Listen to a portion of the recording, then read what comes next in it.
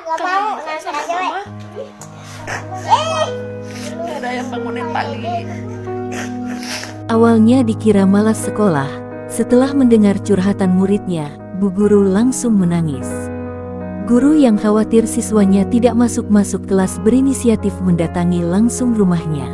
Kemudian barulah siswanya itu bercerita tentang kondisi dia yang sebenarnya dan alasan dia tidak bisa ke sekolah. Ya udah, Dede mau nikah. Jadi papa gimana? Mau sekolah lagi nggak?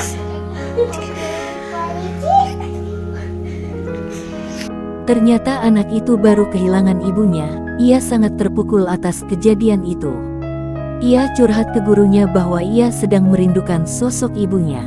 Anak itu juga kangen dibangunkan oleh ibunya seperti biasanya.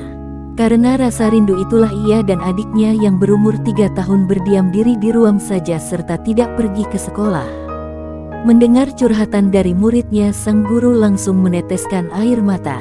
Ia turut mencoba merasakan apa yang dirasakan oleh muridnya. Sang guru pun memeluk muridnya dengan penuh kasih sayang. Muridnya hanya bisa mengusap air mata yang tak henti-hentinya jatuh. Bu Guru juga memberikan motivasi kepada muridnya agar tetap sekolah supaya bisa menjadi tentara sesuai cita-cita sang murid. Bu Guru juga memberikan masukan agar dia tetap kuat menghadapi cobaan dan belajar mandiri sejak dini. Diketahui ayah dari anak tersebut bekerja di bengkel, dan keluarga dari sang ibunda jauh dari lokasinya.